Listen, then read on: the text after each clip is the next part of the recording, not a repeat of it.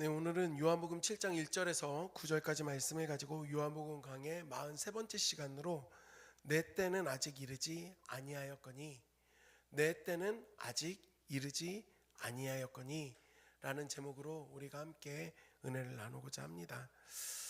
여러분, 우리가 쓰는 관용어들이 많이 있습니다. 그 중에 하나가 물 들어올 때 뭐라고 하죠?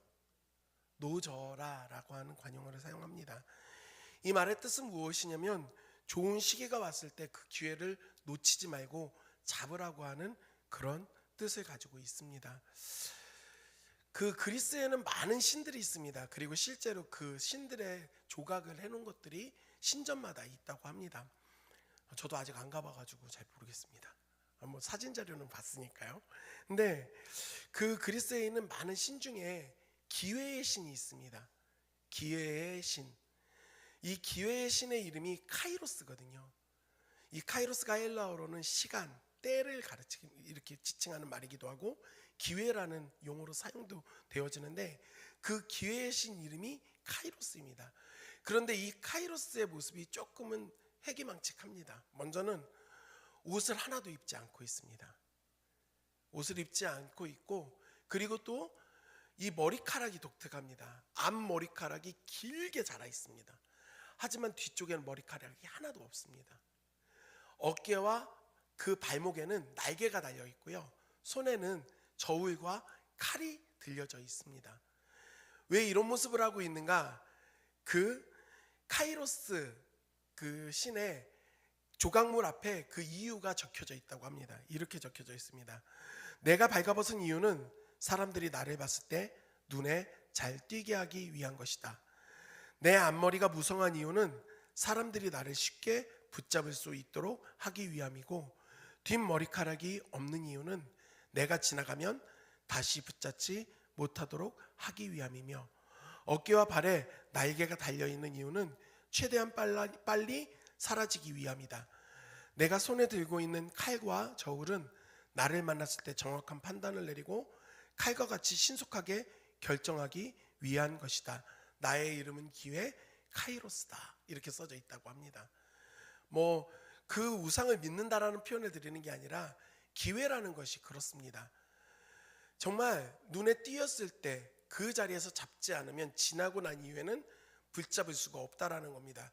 그리고 이 기회를 붙잡기 위해서는 그 분별력이 있어야 되고, 또한 칼로 무언가를 내리치듯이 결단이 있어야 된다라는 말입니다. 버스 지나간 이후에 손을 아무리 흔들어도 지나간 버스는 돌아오지 않습니다. 그러니 있을 때 우리는 그것을 붙잡아야 합니다. 지금 이 말씀을 드리는 이유가 있습니다. 왜냐하면 예수님께서 지금 그 최고의 기회 앞에 있었기 때문에 그렇습니다. 예수님께서는 이미 사람들에게 많은 유명세를 타고 계셨습니다. 많은 사람들이 침례 요한에게 찾아가 회개의 침례를 받고 있었고, 그 침례 요한을 추종하고 있었던 상황 가운데 그렇게 침례 요한을 찾아갔던 사람들이 발길을 돌려 예수님께로 그들이 나아가기 시작을 했고, 이후에는 이제 침례 요한보다 예수님께 찾아오는 사람의 숫자가 훨씬 더 많았습니다. 뿐만 아니라 오늘 시작되어질 때는 그 일 후에, 그 후에라고 표현이 되어지는데, 이때 어떤 사건이 먼저 있었는가? 바로 오병이어의 사건을 우리는 기억하고 있습니다. 물고기 2마리와 보리떡 5덩이를 가지고 성인, 그 고자리에 있는 남자 성인만 5,000명이었다라고 하니 대략 2만 명 정도의 사람이 배불리 먹고 12바구니가 남는 기적이 일어났습니다. 이 놀라운 기적을 바라보면서 사람들은 다들 가슴이 뛰었습니다. 이 사람들은 예수님을 바라보면서 이 예수님을 우리의 왕으로 삼고자 하기 시작합니다. 더 나아가 이 예수님이 메시아라고 말하는 사람들도 생겼습니다. 이러한 분위기가 되면 응당 예수님께서 이런 분위기를 타서 더 많은 사람들에게 기적을 보여주고 더 멋진 가르침들을 주면 추종하는 사람들이 훨씬 더 늘어나게 되기 때문에 이제 예수님은 기회 앞에 있었던 겁니다. 그러면 이 예수님이 그러한 큰 영향력을 나타내기 위한다면 당연히 유대 땅 베들레헴 그 수도로 가는 것이 맞습니다. 왜냐하면 수도에 살아가는 사람들이 훨씬 더 많기 때문에 그렇습니다. 그런데 예수님은 갈릴리에 머물러서 여전히 사역을 하고 계십니다. 사랑하는 성도 여러분, 우리는 성경을 통해서 갈릴리라는 곳의 이름을 자주 들어서 너무나도 친근하지만 사실 이스라엘 도시 안에 이 갈릴리라는 지역은 잘 살지 못하는 동네에 사람들도 많지 않은 촌동네에 불과했습니다. 예수님의 영향력이 커지고 있는 이러한 상황 가운데서는 이러한 촌락이 아니라, 이러한 촌동네가 아니라 훨씬 더 큰 도시 유대 땅 베들레헴으로 가는 것이 당연한 것인데, 예수님은 어쩐 일인지 그 베들레헴에 가지 않고 그저 갈릴리에 머물러 계시는 것입니다. 오늘 우리가 함께 본 본문 7장 1절에 그 이유를 요한은 잘 설명하고 있습니다. 우리 7장 1절 말씀 다 같이 한 목소리로 읽겠습니다. 시작.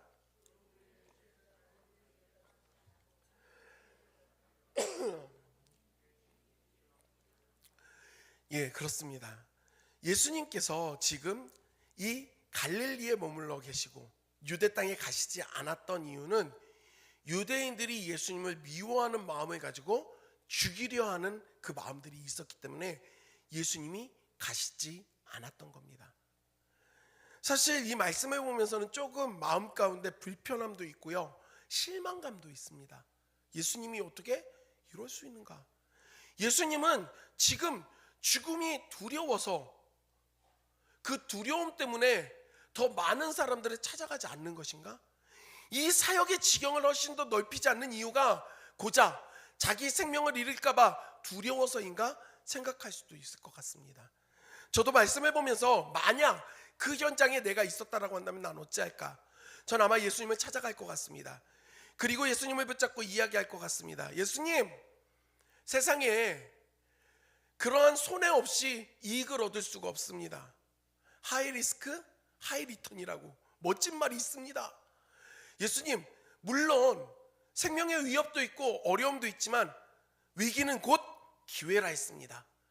예수님이 거기에 가시면 훨씬 더 많은 사람들이 예수님의 말씀을 듣게 될 것이고 예수님이 행하는 기적을 보게 될 것인데 위험을 감수하고서라도 가는 게 맞지 않을까요?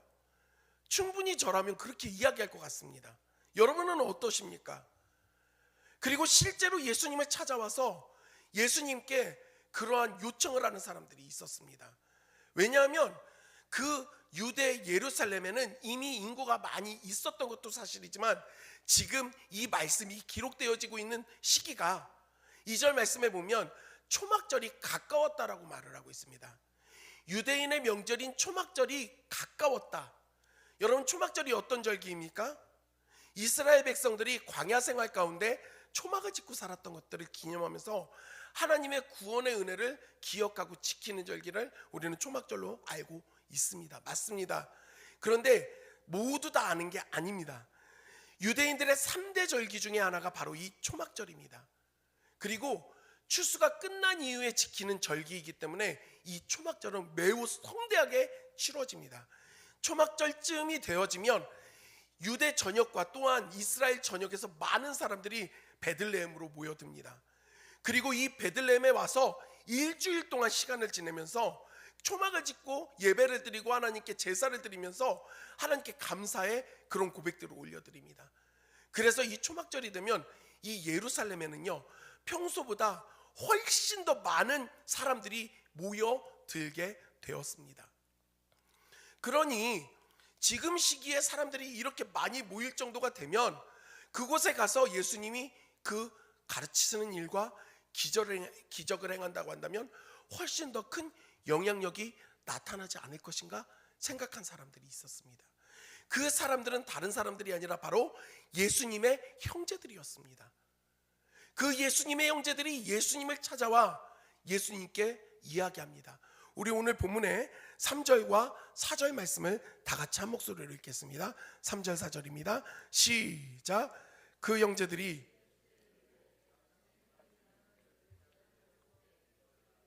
유대로 가소서 스스로 나타나기를 구하면서 무처 일하는 사람이 없나니 이 일을 행하려 하거든 자신을 세상에 나타내소서. 도시로 가십시오.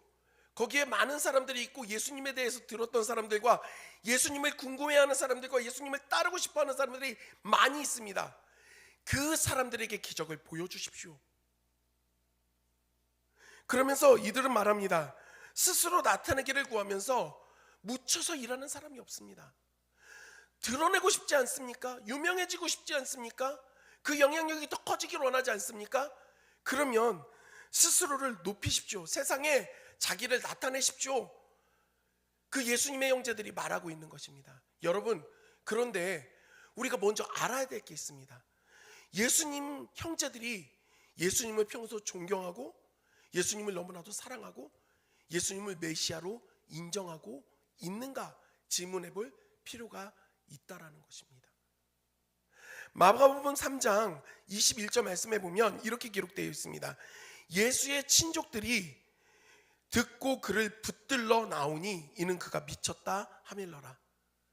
예수님의 가르침이 다른 사람들의 것과 다르고 여러 가지 일들을 행하시면서 그 율법에 대하여서 그리고 종교 지도자들에 대해서 비판하는 모습들이 있다 보니까 사람들이 그 예수님이 이상하다, 미쳤다라고 말하는 사람들까지도 나온 겁니다. 그리고 예수님의 친족들, 그 형제들이 이 이야기를 듣고 예수님이 그 일 못하게 하려고 붙들러 갑니다. 예수님을 붙잡아 오려고 가고 있습니다. 이 말씀을 통해 우리는 발견할 수 있는 것이 있습니다.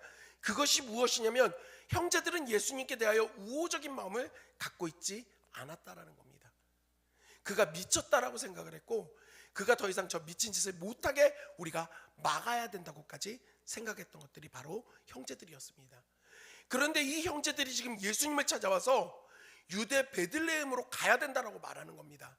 거기에 많은 사람들이 있기 때문에 예수님이 가서 거기서 사역을 하면 수많은 사람들이 예수님을 믿을 것이다라고 말을 하고 있습니다. 왜 이런 일들이 일어났는가? 이 형제들도 본 것입니다. 무엇을요? 오병이어의 기적을 본 것입니다. 물고기 2마리와 보리떡 5덩이를 가지고 2만 명에 육박한 사람들이 먹고 배부르고 남는 모습을 보았습니다. 그리고 그 수많은 인파가 예수님을 추종하며 따라오고 그 예수님을 임금으로 만들려고 예수님에 대하여 메시아라고 고백하는 사람까지 나오는 것을 이들이 목도한 것입니다. 그러니 이들의 마음 가운데는 흥분이 올라옵니다. 왜냐? 예수님이 왕이 된다고 한다면 우리는 왕족이 되는 겁니다. 예수님이 메시아라고 한다면 그의 형제되는 우리들도 충분히 세상 사람들에게 인정받을 수 있다라는 생각도 있는 것입니다. 그래서 예수님 보고 더욱더 많은 영향력을 나타내야 된다라고 이들은 설득하고 있습니다. 예수님, 지금입니다. 물이 들어왔으니 물을 젓는 게 맞습니다. 형님, 가시죠. 가서 드러내야 됩니다. 스스로를 나타내야 됩니다. 그래서 훨씬 더 많은 사람들이 모여들게 하십시다. 필요하면 건물도 크게 지어봅시다.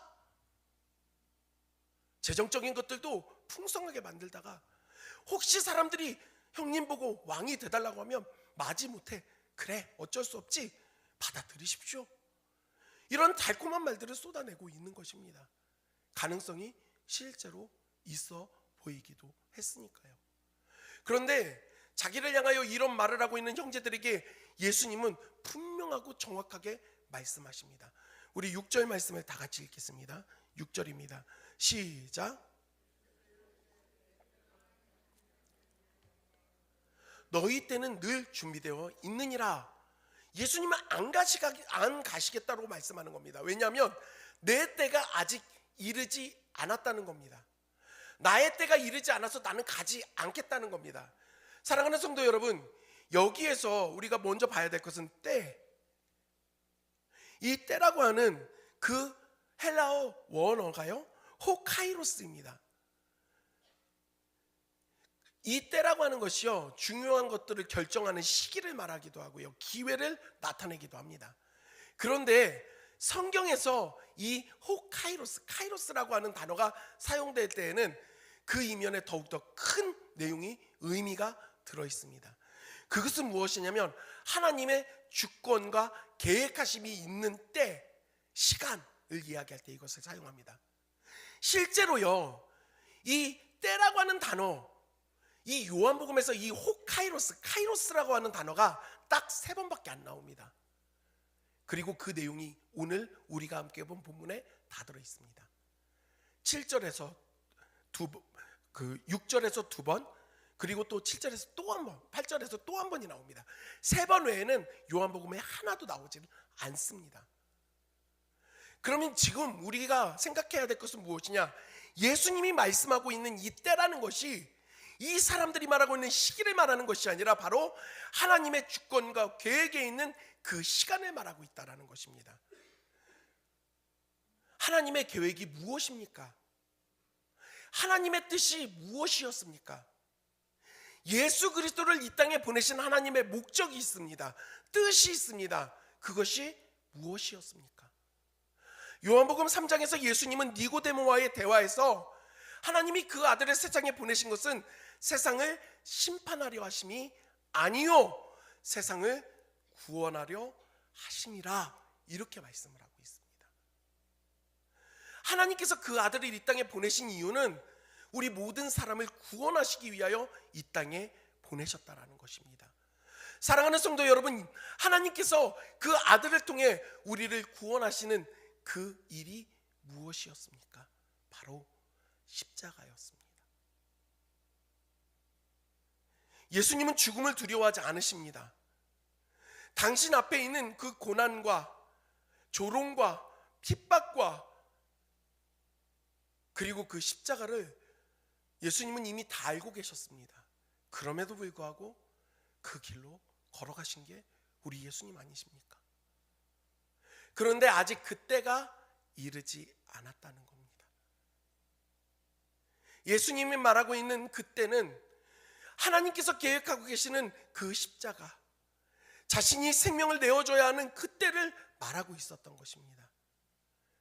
예수님은 이 땅에 인기를 얻기 위해 오신 것이 아니었습니다. 예수님은 이 땅에 많은 추종자들을 얻기 위해 오신 것이 아니었습니다. 예수님은 이 땅에 진짜 왕이 되기 위하여, 그래서 세상 사람들을 다 통치하고 다스려 버리려고, 그래서 행정적 왕이 되려고 이 땅에 오신 것이 아니었다라는 사실입니다. 그래서 예수님은 내 때가 아직 이르지 않았다고 말을 하고 있습니다. 사랑하는 성도 여러분, 그 예수님을 따라가고 있는 우리는 무엇을 기다리고 있습니까? 어느 때를 바라보고 계십니까? 우리는 질문을 해봐야 합니다. 우리가 무엇을 기다리고 있는가? 우리는 어느 때를 기다리고 있는가? 우리 주 예수 그리스도의 다시 오심을 우리는 기다리고 있습니다. 이 사실을 믿으십니까? 믿으십니까? 우리는 그 주님의 때를 기다리는 사람들입니다. 그리고 그 주님의 때는 우리가 알지 못합니다. 우리 힘으로 이룰 수 없습니다. 때와 기한은 우리가 알 수 없고, 또한 하나님께서 작정하신 그때가 되면 예수님은 이 땅에 오신다는 것입니다. 우리는 그것을 기다리고 있습니다. 그런데 예수님은 이 말씀 이후에 7절에 조금 이상한 말씀을 하십니다. 우리 7절 말씀 다 같이 읽겠습니다. 시작.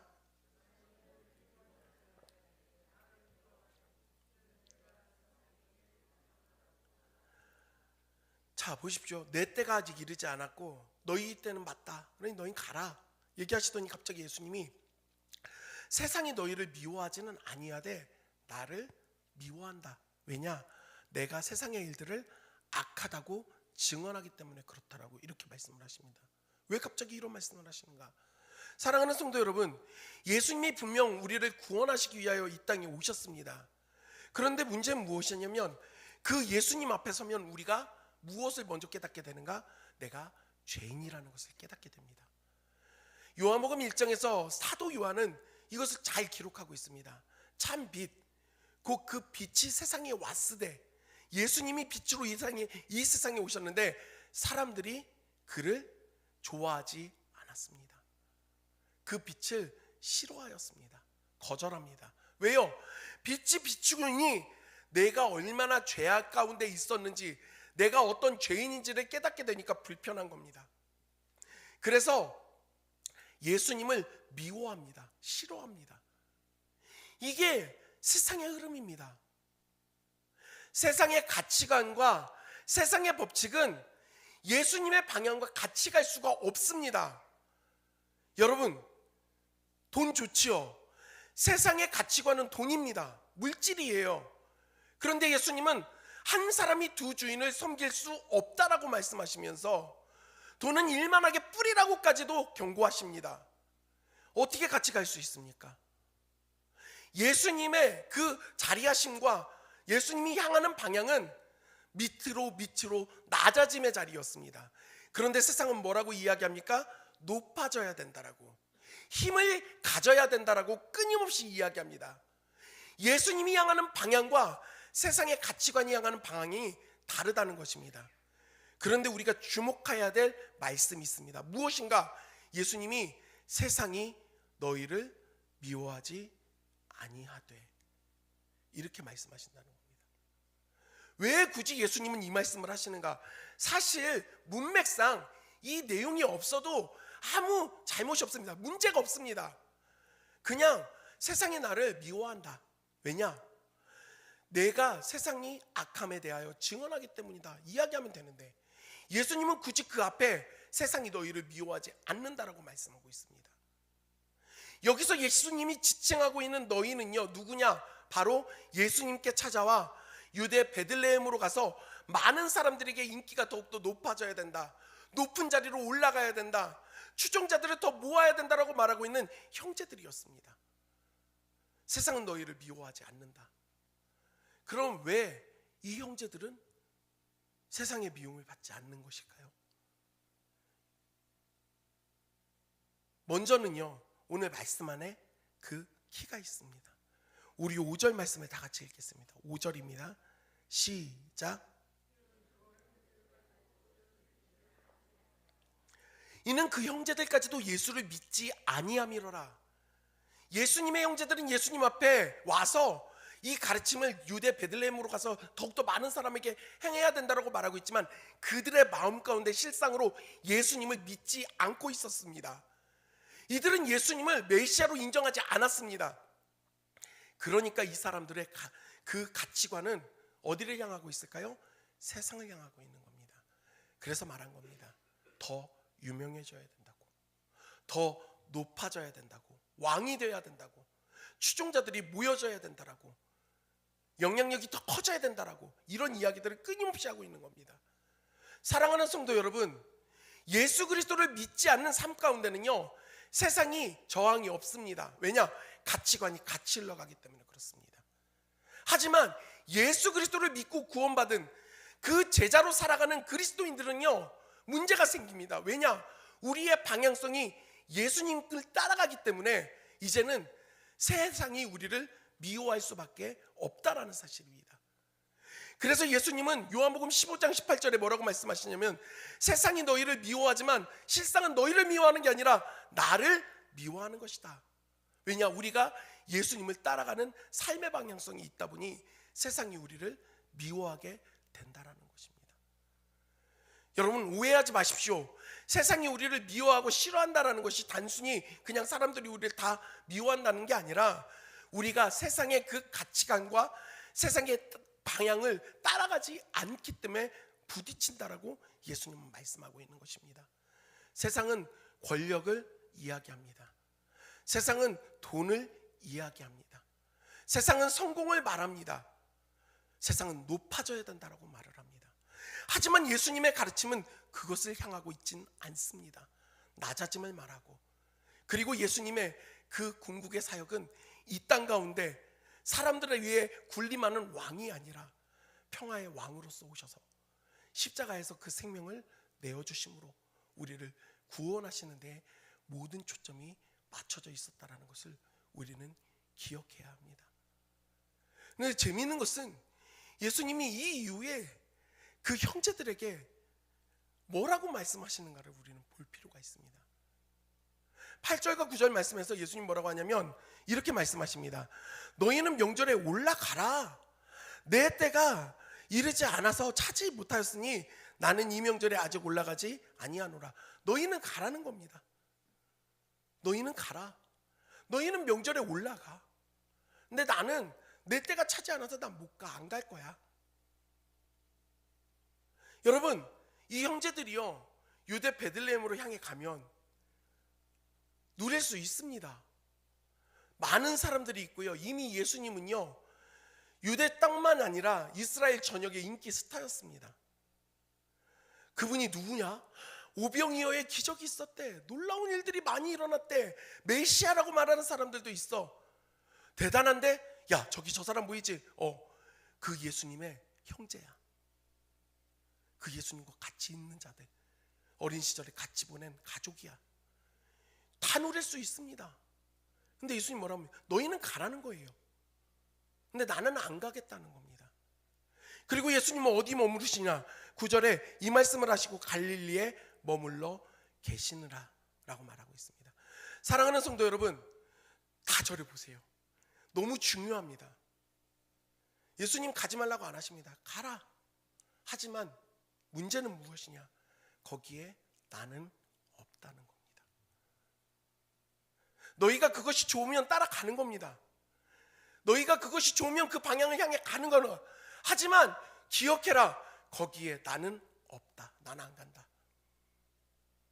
이게 매우 중요한 메시지입니다. 우리가 세상을 따라갈 수 있습니다. 성공을 따라갈 수 있습니다.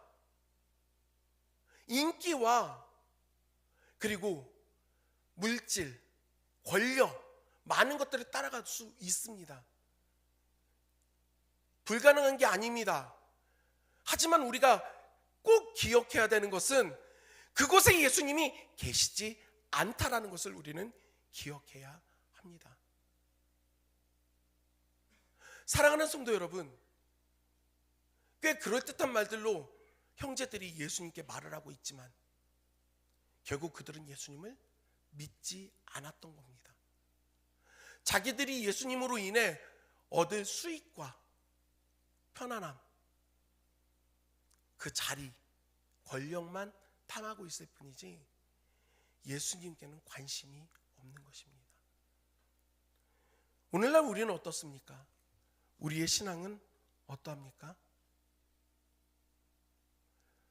저는 이제 말씀을 좀 정리하려고 합니다.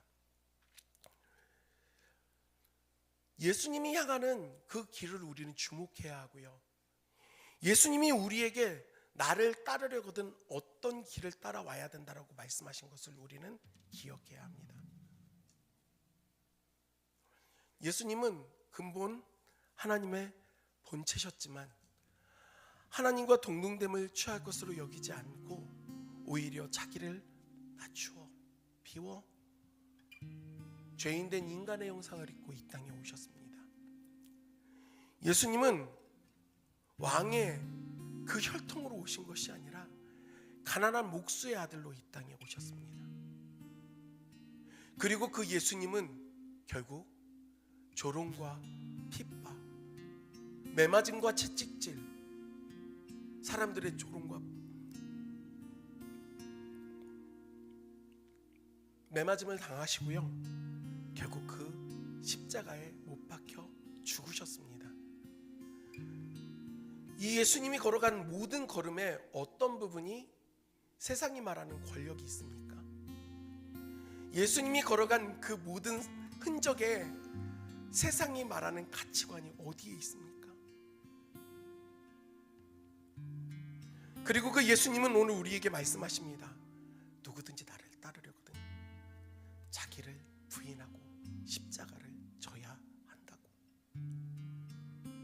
생명으로 인도하는 그 길은 좁고 협착하여 찾는 이가 적다고 말씀하십니다.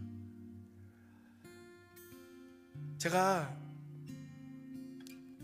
요즘 참 마음이 아픕니다. 오늘날 대한민국의 기독교가 참 참담한 지경입니다. 아는 선배 목사님이시기도 하고 교수님이 그런 표현을 하시더라고요. 요즘에 교회를 보고 있으면 망하려고 최선을 다하는 것 같다고 이렇게 표현하시더라고요. 여러분, 제 말이 불편하실 수 있습니다. 제가 다시 한번 말씀을 드립니다. 정치적 성향으로 진보고 보수고, 여러분 전 이거 관심 없습니다. 여러분들이 어떤 생각을 갖고 사시던 상관없습니다. 괜찮습니다. 그런데 교회는 그러면 안 됩니다. 교회는 정치 얘기하는 곳 아닙니다. 교회는 어떠한 사상을 지켜내는 곳이 아닙니다. 교회는요, 예수 그리스도를 지켜내는 사람들입니다. 예수님을 따라가는 사람들입니다. 제가 오늘날의 한국 교회를 보면서 정말 너무너무 불편하지만 무섭지만 기시감이 들어요. 어딘가에서 봤던 모습입니다. 이런 때가 있었던 것을 느낍니다. 언제냐고요? 중세 카톨릭입니다. 하늘로 고딩양식이라고 이야기하면서 십자가를 높이 세웁니다. 종교 지도자들의 권위와 권력이 얼마나 높아졌습니까? 왕까지도 좌지우지합니다. 뿐만 아니라 면죄부를 팔아대면서 여러 성스러운 물건이라는 것들을 팔아대면서 부를 축적했습니다. 더 나아가 마녀 사냥과 십자군 전쟁을 통해 많은 사람들의 생명을 빼앗고 탄압까지 했습니다. 그것이 잘못됐다라고 이야기하면서 종교개혁을 일으킨 것이 우리 개신교회인데, 오늘날 우리 교회가 그때와 너무 똑같지 않은가를 생각해 보게 됩니다. 우리의 신앙은 어디를 향하고 있습니까? 사랑하는 성도 여러분, 세상이 우리를 미워하고 있습니까? 세상의 기준이 우리에게 부딪히고 있습니까? 그렇지 않고 너무 편안하다면 너무 죄송하지만 우리는 지금 예수님의 방향과 전혀 다른 방향을 걸어가고 있다라는 것입니다. 예수님을 따라가야 합니다. 그런데 그 예수님을 따라가는 길은 낮아짐의 길이고 포기의 길이고 아픔의 길이고 눈물의 길이고 결국에는 십자가, 생명을 내어주는 희생의 길이었습니다. 우리는 어떤 길을 걸어가야 할까요? 너네 교회 몇 명 모여? 건물은 얼마나 크니? 니네 목회자 얼마나 유명해? 유튜브 조회수는 얼마나 되니? 여러분, 이거 다 필요 없습니다. 그건 세상의 논리고요. 예수님을 따르기 위하여 몸부림치는 성도가 얼마나 되는가? 세상의 기준에 반하여서 예수님이 걸어간 그 길을 선택하는 자들이 얼마나 있는가? 예수님의 때를 기다리는 성도들로 세워져 가는가? 우리 주님은 거기에 관심이 있습니다. 저는 간절히 소원하기는 우리 수정교회가 정말 이 시대에 더욱더 철저히 예수 그리스도를 바라보기를 원합니다. 교회에서 정치 얘기 한마디도 하지 마십시오. 말하지 마세요. 복음만 이야기하십시오. 말씀만 이야기하세요. 우매해서 내가 가르쳐야 된다는 생각하지 마십시오. 각자 생각이 다 다릅니다. 여러분, 우리가 전할 수 있는 건 예수 그리스도밖에 없습니다. 우리가 따라갈 건 어떤 정치 지도자들이 아니라 예수 그리스도를 따라가야 합니다. 그것을 선택하고 걸어갈 수 있는 저와 여러분들이 되기를 주님의 이름으로 간절히 소원합니다. 내 때는 아직 이르지 않았다. 내 아버지의 때를 나는 기다리고 있다라고 하는 그 예수님과 같이 우리 역시도 그 주님의 때를 기다리는 사람들 되기를 간절히 소원합니다. 우리 말씀